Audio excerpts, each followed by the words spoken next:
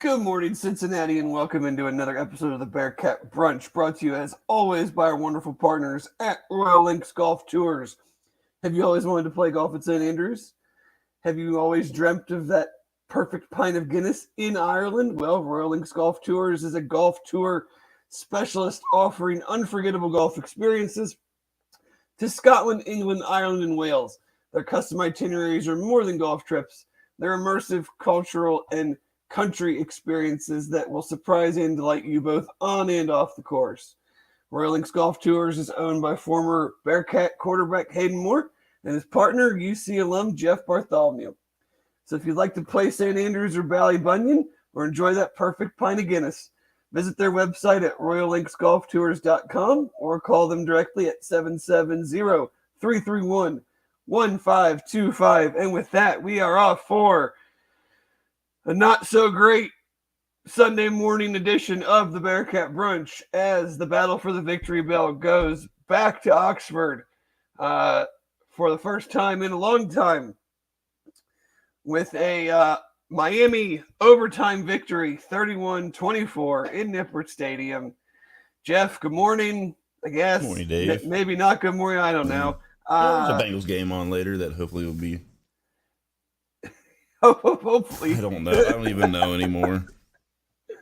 Yeah, but we always said they weren't going to just win them all. I didn't think this was going to be the one that ended it, but as we do on this show, I will kick it to you first with your big takeaway from whatever the hell that was last night.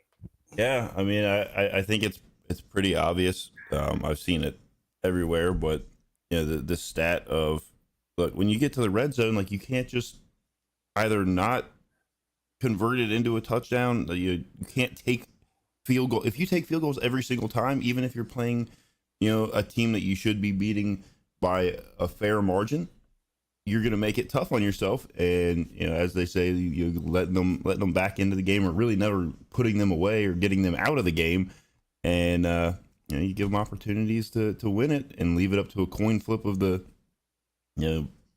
overtime, and just, it's all bad. Yeah, I mean, it really is. I mean, we can talk many different aspects of this game, but let's be real. It's the red zone inefficiencies, and even the inside the 10. I mean, you can look at it from the first half. They should have put them away in the first half and not had to worry about any of this. I mean, you give up the first play touchdown, whatever, it's Coach Satterfield said it was a miscommunication, whatever. You go right down the field and score. So it's 7-7. You're right back into the same situation. Mm-hmm. Threats intercepts the ball. You get it first and goal at the 8. We scored no points. 0. Then, right after that, you force a punt. You go right down, first and 10 from the 11, field goal. So now obviously you don't know how that drive is going to play out for Miami if you score the touchdown to go 14-7. But, and again in the first half, first and goal from the 7, field goal. First and goal from the 6, field goal.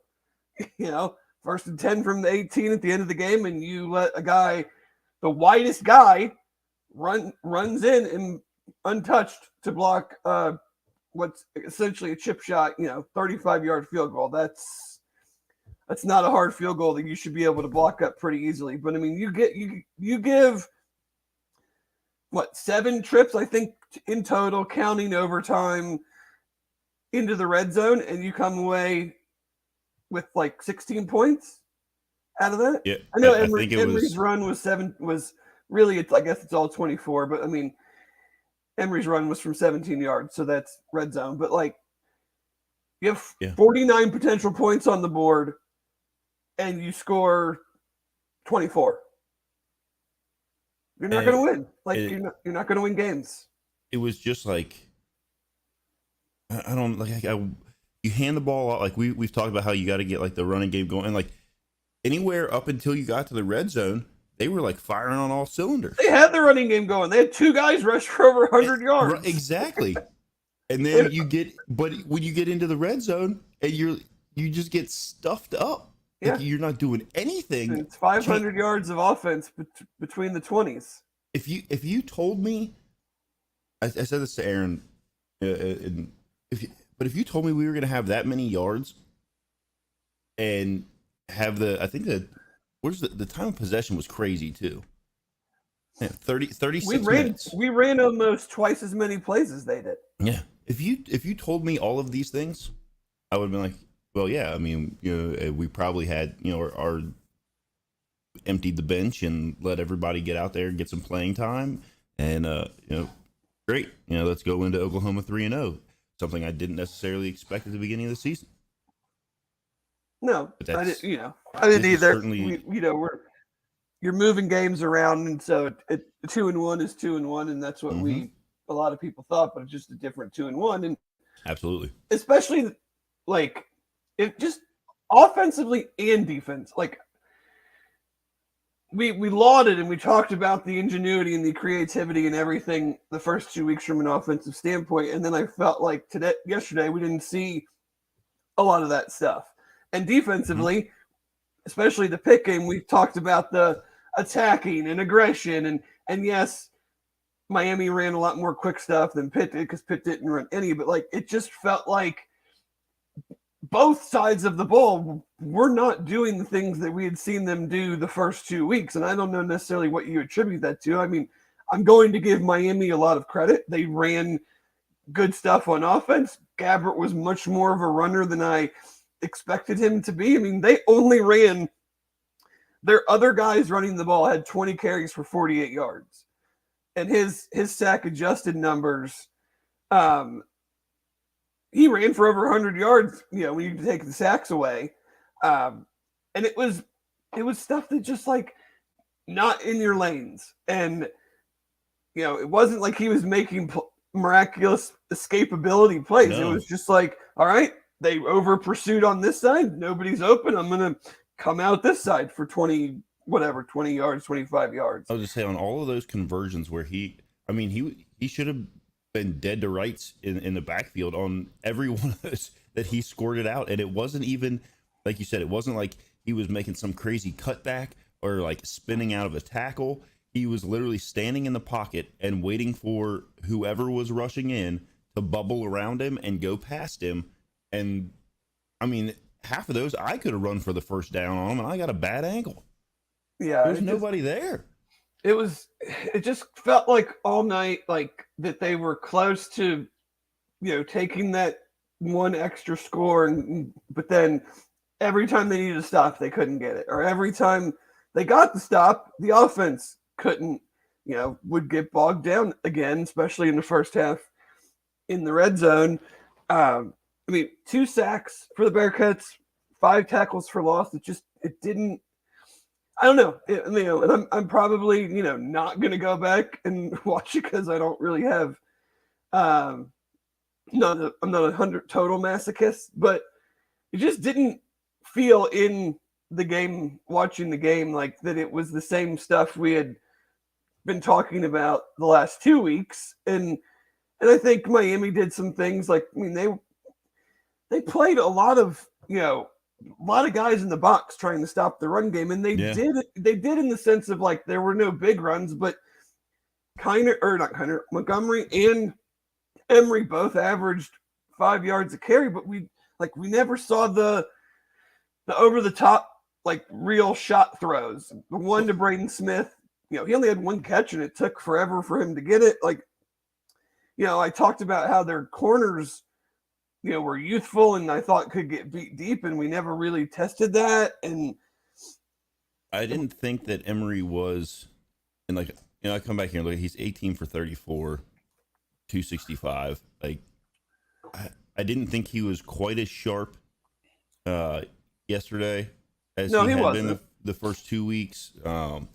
Last week I talked to, when Hayden Moore was on, and we brought up, maybe that's 2 weeks ago, we brought up like how difficult it is for a quarterback, like have this entire new offense and be on the same page. And yesterday, really the only one that he was on the same page with was Xavier Henderson, and he's had at least some previous playing time with him.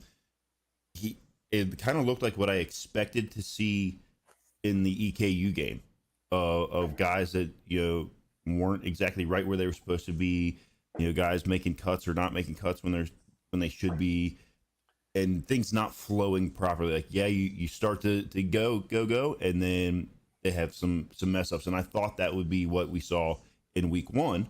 And when we didn't see it in week one, and then we didn't really see much of like any true issues against a Pitt team who we thought was going to be really like maybe good, but maybe they're not because they lost yesterday to I think West Virginia's backup quarterback. Did you see old buddy's line? Phil No. Dracovich's line? Oh, where he was mad that people were booing him? No. I mean his box score yesterday. Oh, no, I did not. I think he was 8 for 20 for like 80 yards and 3 interceptions. Okay. So, maybe Pitt was not good. Maybe it's not the quality ACC win we thought it was. But I felt like yesterday was what I expected to see at the beginning of the season, of like everything not firing on all cylinders all the time, and some silly mistakes here and there.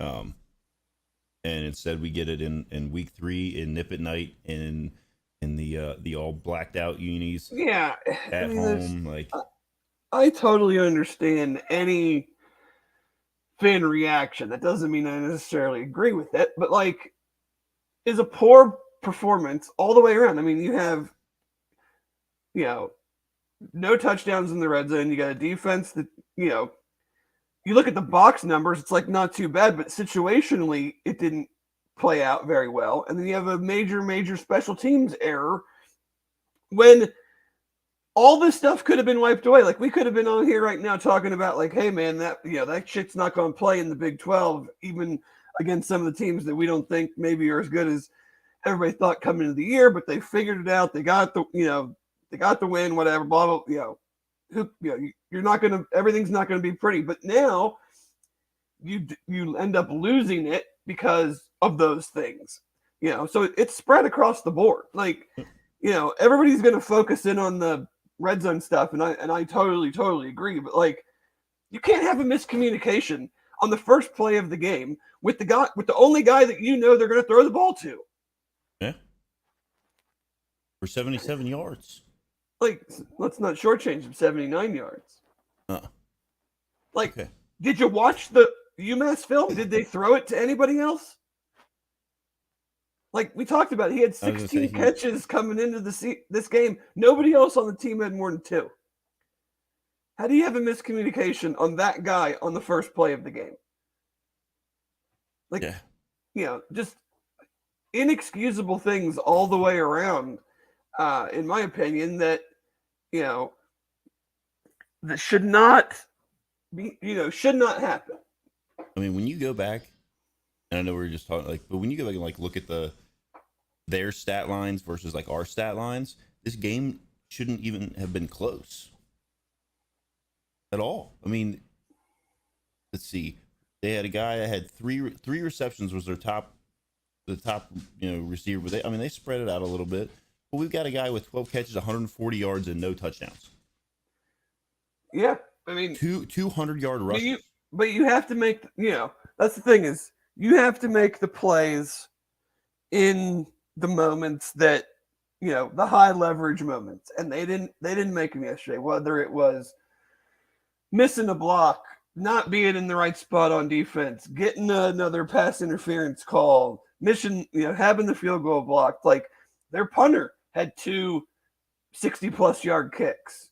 Just all the little things at the right times. We got to stop on them, pinned fairly deep in their territory, and then he booms one and, basically, flips field for all intents and purposes. But like, you can box score the game, but watching the game, it was clearly obvious, like, they were making the plays in the moments and we weren't. Like, you can't get down in the red zone that many damn times and have first and goal from the 7, the 6, the 8, and score 6 points on those 3 drives alone. Like, what, you can call it play calling, you can call it execution. It's both. Like, everybody's going to be like, call better plays. I mean, shit, guys. Like, the play the plays are probably fine if they're executed.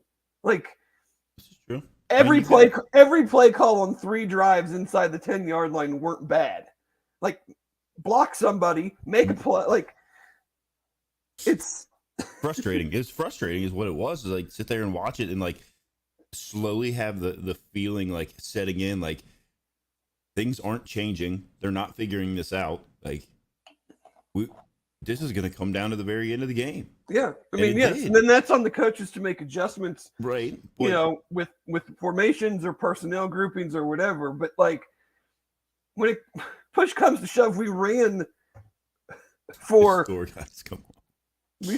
We ran for 200 yards with a quarterback and a running back, but we couldn't run for, you know, a total of 20 yards on 3 drives with with those same guys. So it's like the play calls seem to work just fine at other areas of the field, but certainly not in the red zone and inside the 10. So something, but that's again like we didn't see. I don't know. We didn't see the same. Like there was nothing to Aaron Turner, really. Well, the one thing they tried to Aaron Turner was the little and they got blown up because we didn't block it, and we didn't block it, and then we're lucky to recover the fumble bounced right to John Williams. The pitch back to him was like a full arm's length above his head. Yeah, I mean it was just all out of sorts, and that's the kind of stuff I'm talking about with like.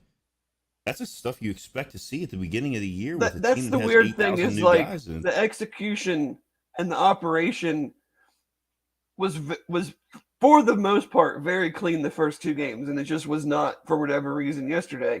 So is that just a good game plan by Miami and just one of those days?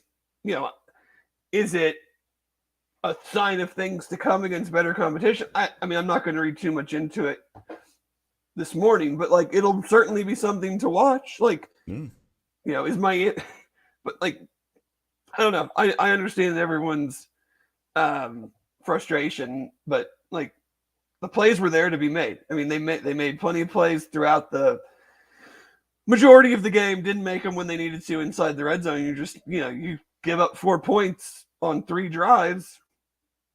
You're not going to win, and they didn't. And it allowed them to hang around. Game very easily could have been over in the first half if you score on that drive after the Threats interception and you're up 14-7, and maybe you get a stop and you score again. Like you had no problem moving the ball. It wasn't like their defense really stopped you until they had to, which is all the credit to them. I mean, it's some outstanding. Like 5 yards and in goal line, their goal line defense, it seemed like the stuff of legends. Like, how does that happen? How do you let that happen? I'm just befuddled, Dave. Befuddled. I agree. It is befuddling. Not sure.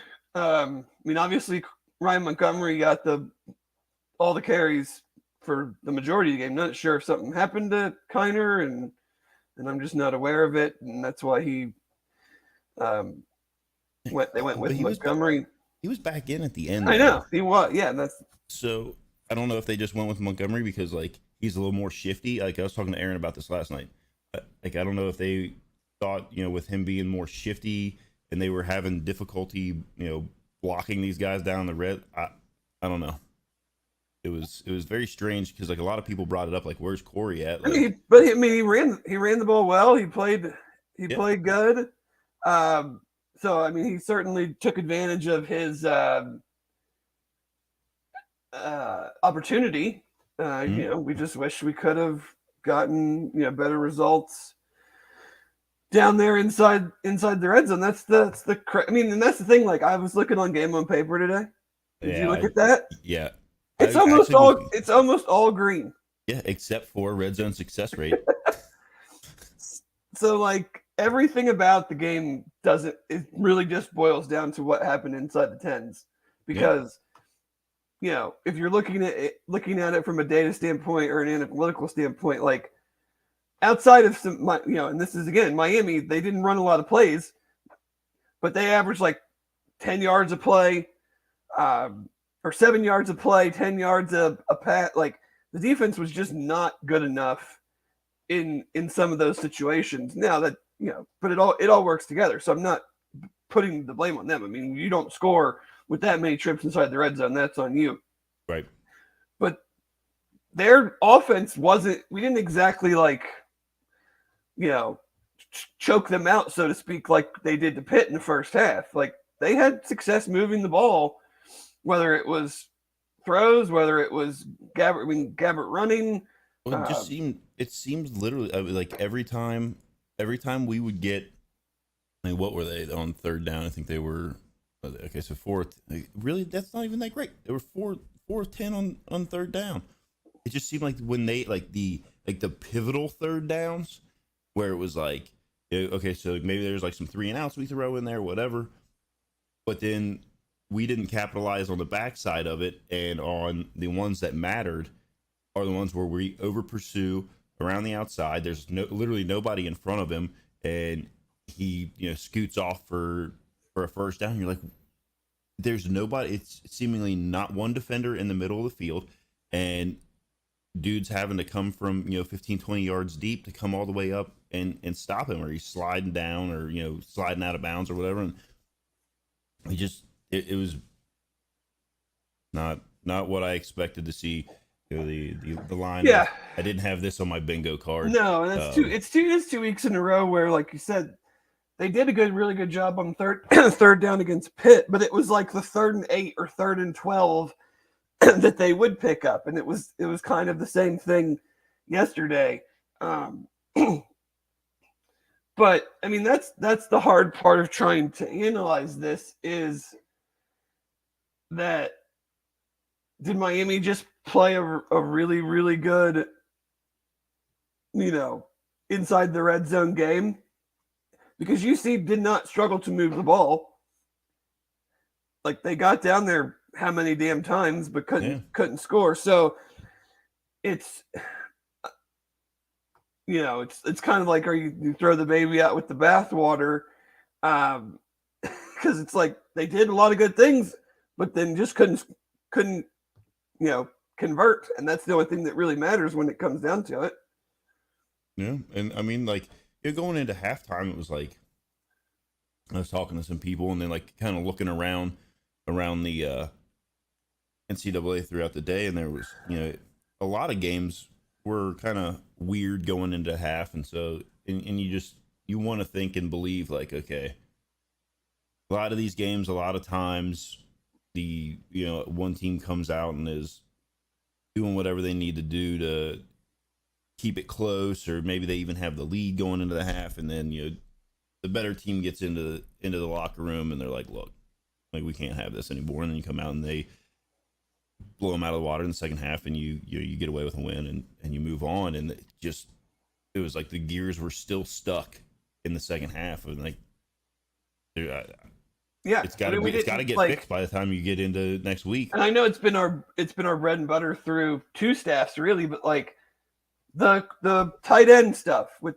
Peyton Singletary or Michon, like, coming across the formation, even if it's just a little bit of a few yards, like it was in the Pitt game. He had the 12-yard touchdown, but then there were several others where it was like, just 2, 3, 5 yards. There was none of that. There was none of, again, nothing really to Braden, not even really any targets. I mean, his only target, I think, was that, again, insane great catch.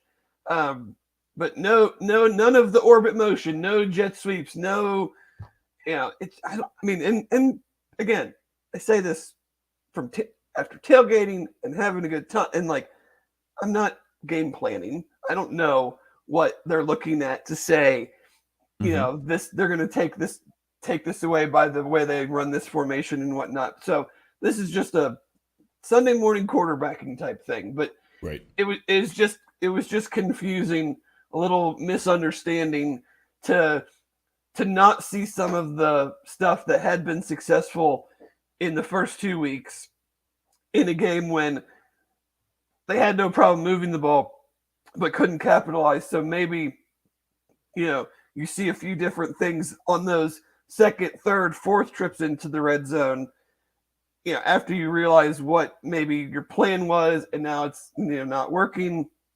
So we try. I mean, you have a design sheet. Your red zone plays, like, these are supposed to be the plays that you don't call the same play that you would call at your own 30 that you Right. call on their 4. But so you have a grouping of plays that you feel confident about, and I guess maybe they need to burn that set and come up with a new set, because it elicited no confidence uh, with what we saw.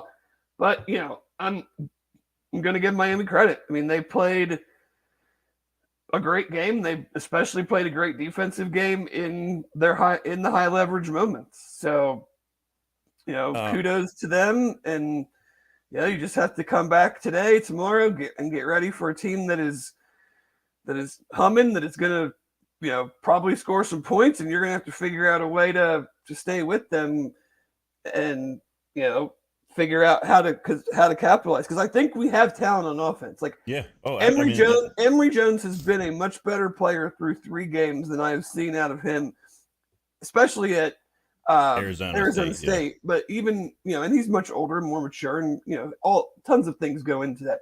But like, the offense has talent. Obviously, they have good skill guys. They have. I think the line still needs to be better. There were too many times that he was under pressure yesterday.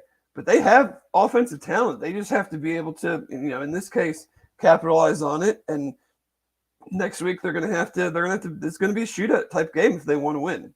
They're not going to hold Oklahoma probably to 21, 27 points and win that way.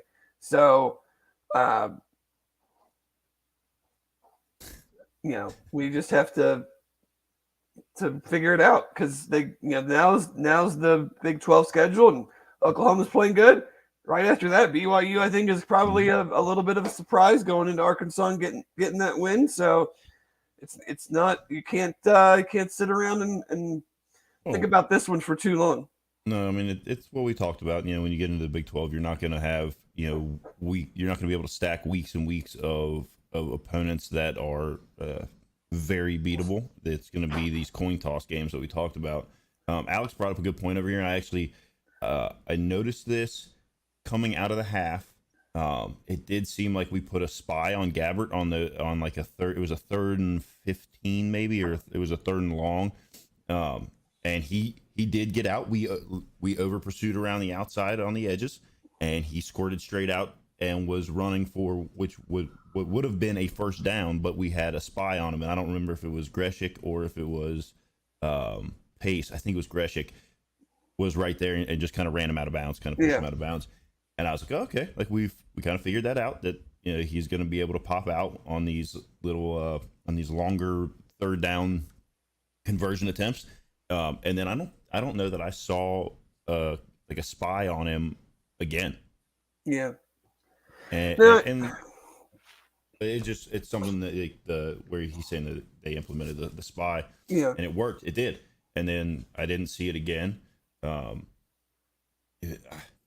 I was disappointed. Like, you got to be like, and I'm not saying this. This is like I don't mean any disrespect, and then I'm about to disrespect you. It's always one that I find funny. But like, let's just be honest. You got to beat Miami's offensive line with your freaking 3-4 down linemen. Yeah. Like, you shouldn't need to send the damn house every time to get to the quarterback, and we didn't do it. Like, I didn't. The guys that we count on, I didn't hear much and see much about them. Like, you got to be able to do that with your front 4 or your front 3, whatever it's going to be, if they're supposed to be as good as we all think that they are. And I think that they are good, but when you do blitz, you can't have guys running into each other and over pursuing on one side of the ball where all he's got to do is come out the other side. Yeah. It's disappointing all the way around, in my opinion. Like, obviously, you lose that game. Nobody wants to lose any game. Nobody wants to lose a game to their rival that they've beaten 16 years in a row. But there's so many things that And that's probably why I'm not going to rewatch it. Well, because, I I told Aaron. don't want to get more annoyed by certain things that I probably didn't see on, live. Oh, Um, it's there. I started to rewatch it this morning. Um, I watched the made it. I think 3 drives in. So I saw the long touchdown, then UC come back and score, and then right after I guess that's technically 4 drives. Because I watched all the way to threats, interception, and then the inability to do anything at all with that. yeah. 0 points, and I was like, I just can't do this. Like, every time they would show Martin on the sideline, I'm like, God, I hate that guy. Like, I just, I greatly dislike him. I mean, somebody brought it up over here, and I know Aaron talked about it in the pre-show thing. Like his comment about expecting a $1.5 million check on his desk or whatever. Like, get out of here, dude. Hey, dude, you win. You can say whatever the hell you want. I agree. You can. I mean, but it doesn't bother me. Like, you've been getting your teeth kicked in for nearly a quarter of a century. Yeah. You finally get like one stupid bell anyway at their place. In their big nip and night thing, man. I'd be talking all sorts of stupid stuff. Probably true, and yeah, in a vacuum, if you told me a few weeks ago that going into Oklahoma, UC would be 2-1, and I would expect that it would have been a win against EKU and a win against Miami, and we lost, to Pitt on the road, and we were going into Oklahoma with, maybe some. Yeah.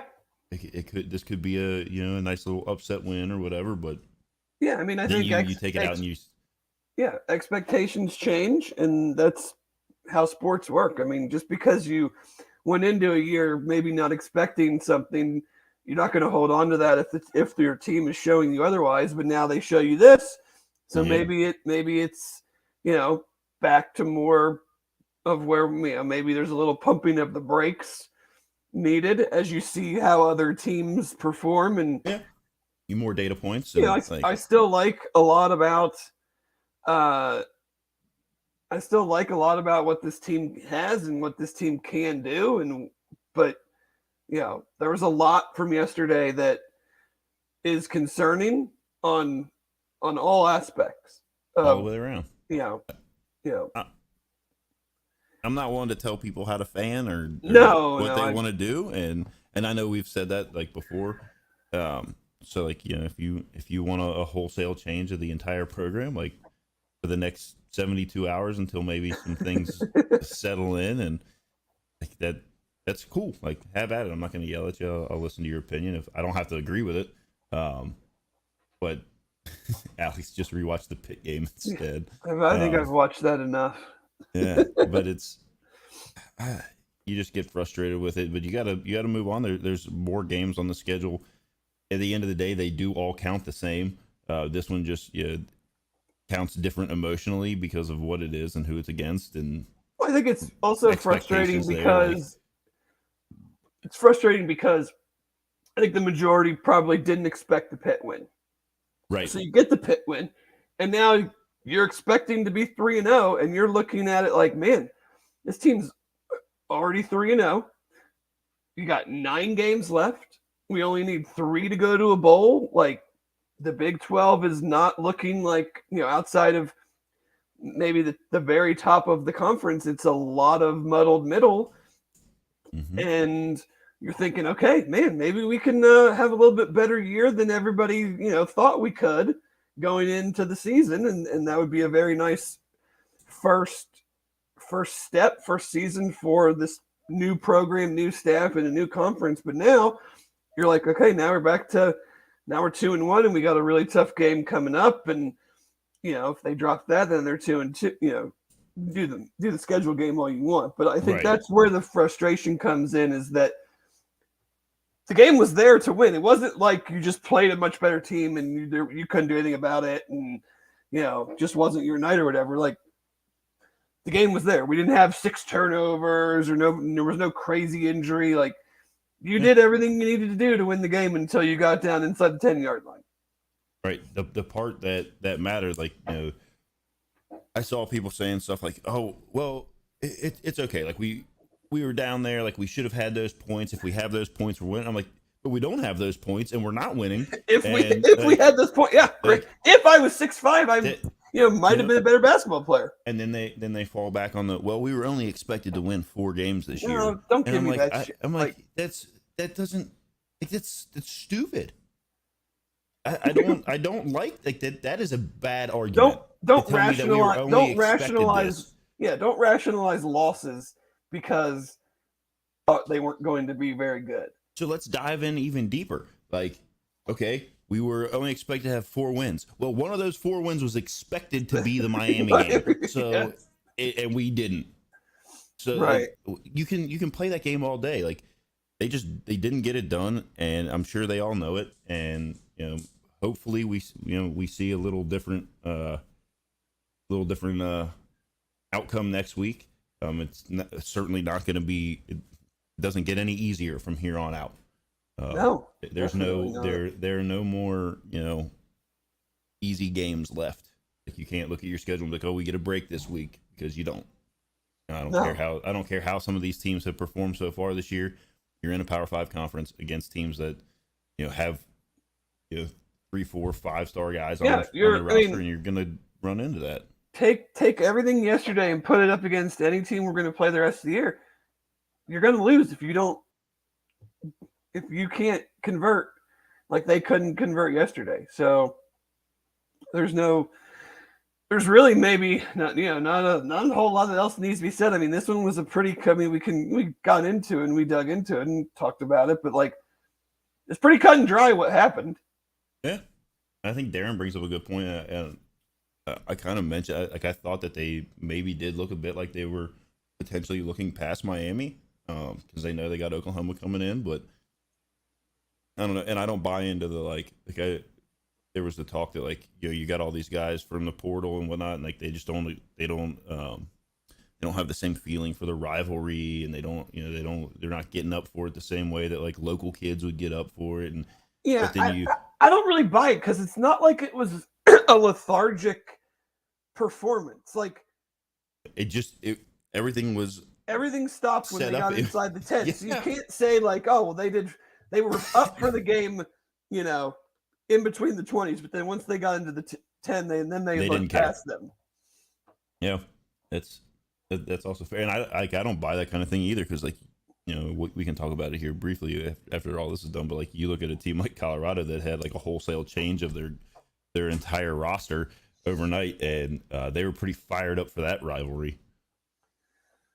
Yeah, it's just, it happens. Like we're not going to win them all, and you're going to lose you lose this one, and it makes it sting even more, and because of the circumstances. So it's 100% an excuse, Brian. It is. That's what we're saying is like, it's not, I don't use it. Like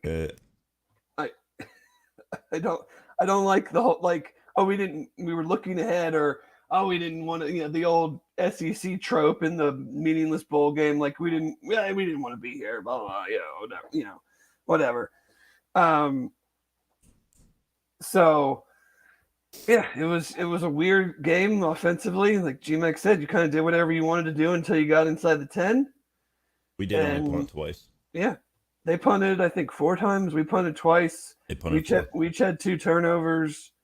One of ours was, at the very end, in the end zone in overtime.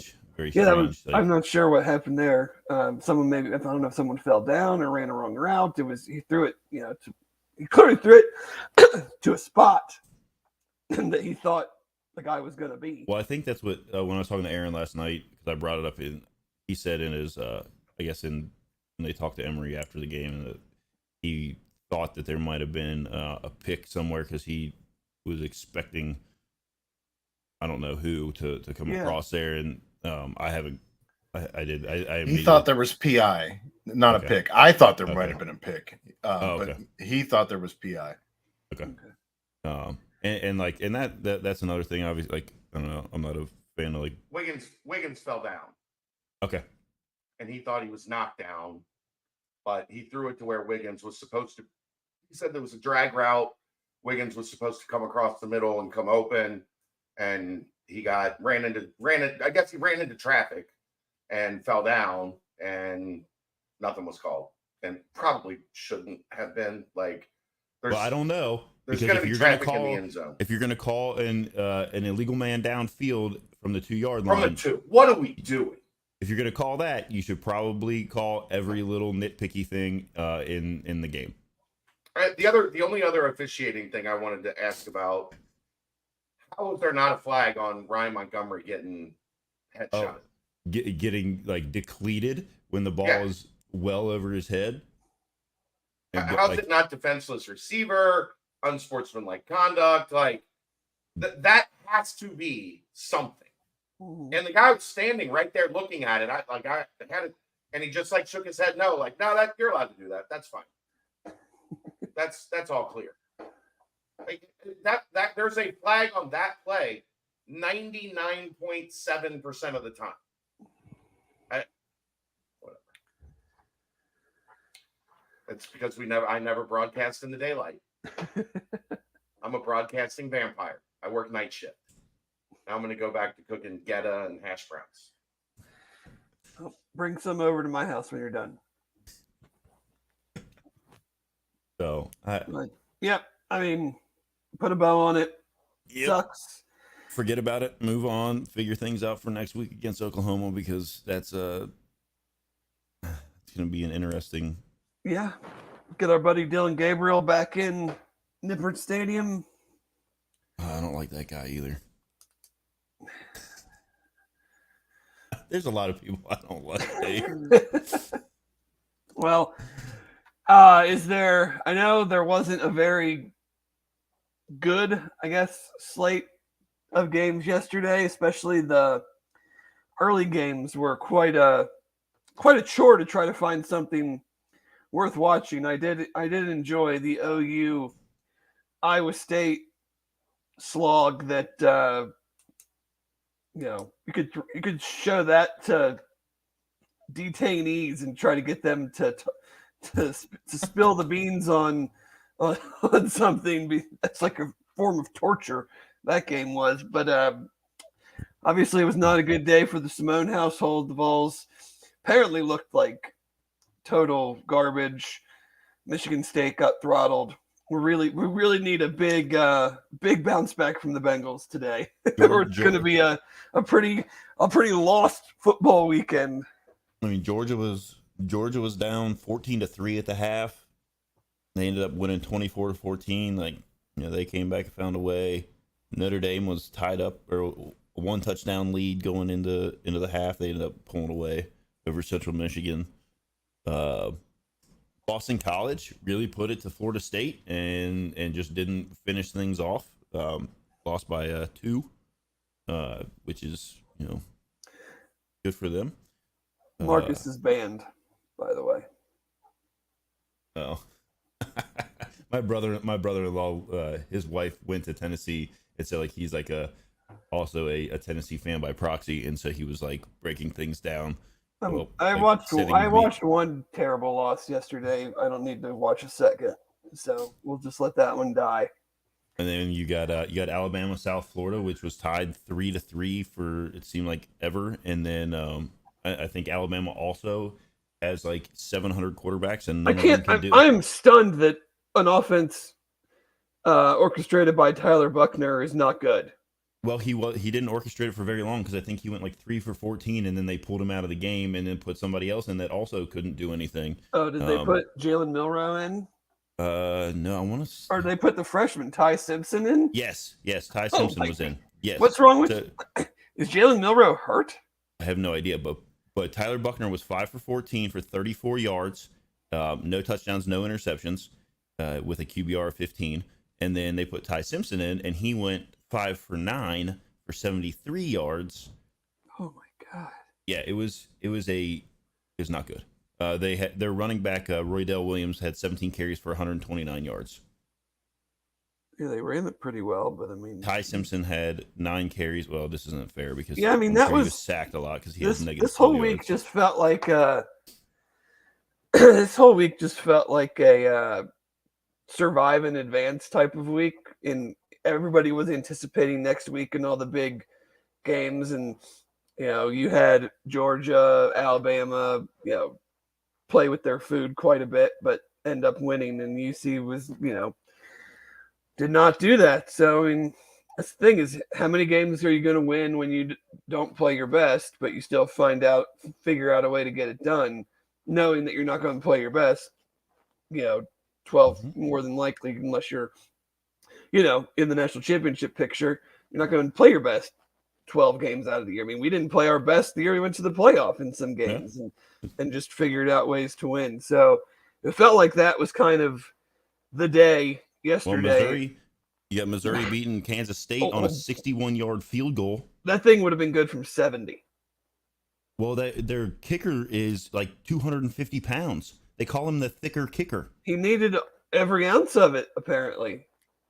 That was a boot, an absolute, and I think it's also the SEC record for longest made field goal. I would assume so. So good for him. And then the Colorado. Yeah. Did you stay up for the Colorado State game? No, I was coming home and then. Yeah, no, that's understandable. It was actually like it was pretty fun to watch just because it was like two teams who very clearly like hate each other. Yeah, like it didn't matter that I guess Colorado State they were talking about I guess also had a pretty good like haul of kids from the portal.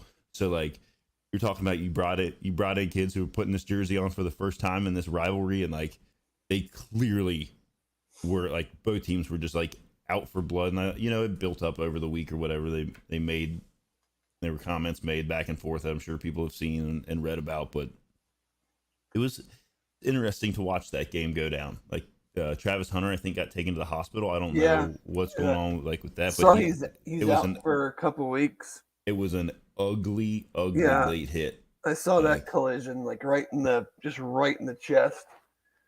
Yeah, I mean, and he was. The ball was 8 yards overthrown, had skipped off the ground. There was PI on the play, so like he was like held up, and then the safety came over and just drilled him right in the chest with his shoulder and put him down, and then it was not pretty. I think it's fair to say it was a pretty ugly week for the Big 12. Yeah. You obviously had the Kansas State loss at Missouri.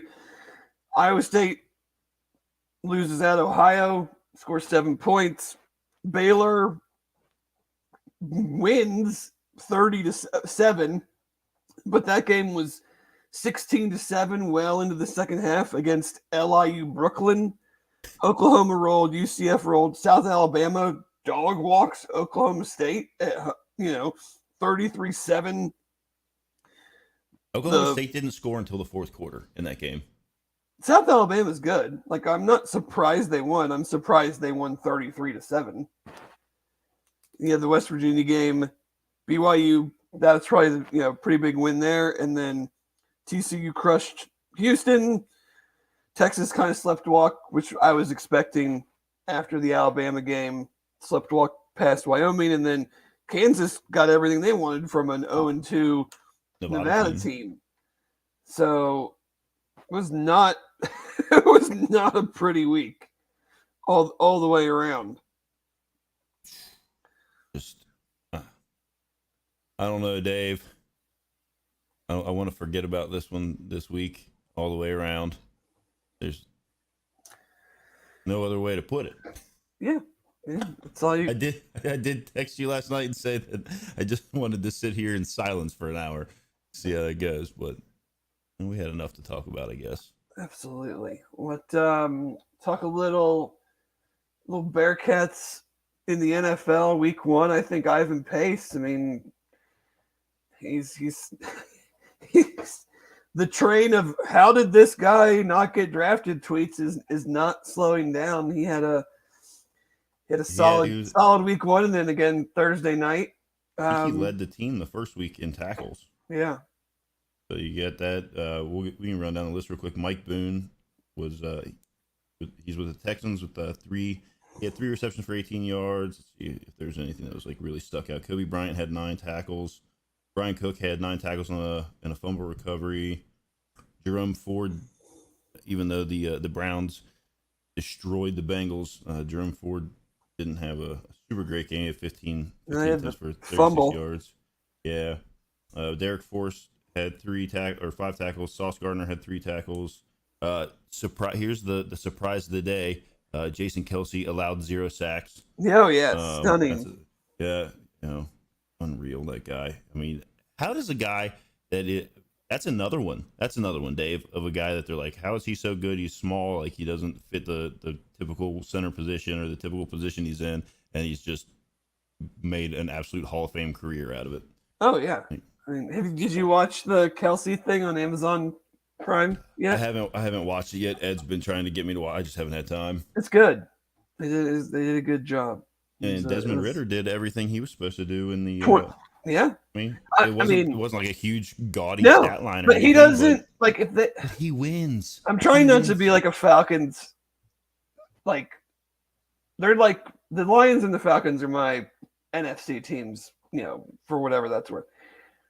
I just love their offense. What that offense can do, and if they just play any defense, they should have a pretty good year because he's just gonna be solid for them. And with Bijan and the other running back's name is escaping me that they drafted last year, and Tyler Algiers, yep, and Pitts and Drake London, and what is hopefully a little bit better defense in what I think is going to be a pretty open division. Like they've got a shot, and he fits what Arthur Smith wants to do, and as long as he takes care of the ball, with the way that they're going to run it, they're gonna be a tough team to beat. Well, I mean, it's like I said way back when. Like, I mean, and everybody said it really. Like, Desmond Ritter just wins. He doesn't have to be gaudy and flashy and do all the things and put the team on his back and all that kind of stuff. He just is steady, and that's really all they need there. So good for him. Hopefully he continues that out through for a while. Has a nice, we need I think we all, well, not all, some people might not be fans, but a lot of us, we need a therapeutic Bengals victory today.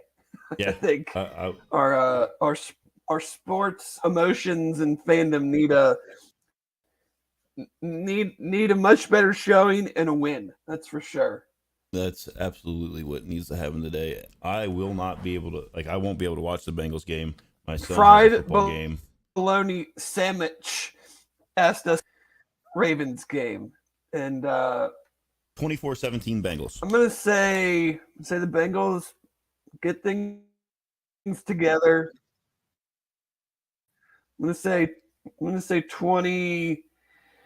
I'm gonna say 20. Bengals get the win.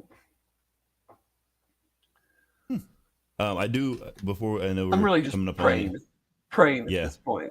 Well, it's because last week that loss is all on you for saying that you knew that it was going to happen. But they don't beat the Browns. Like, what do you want me to say? Awful. Like, God, it just sucks. That's another one though. That's another it's the division, but it's also in state, and so you run into far more of their fans on a regular basis, and it's just disgusting. But we are here at the end of the hour that we typically run up into, and I did want to mention because it's Evan Prater's high school and also mine. The Wyoming Cowboys put together their 72nd consecutive regular season win. They haven't lost a regular season game since I think 2015, which broke Moeller's state record of consecutive regular season wins. So good for them. Congratulations.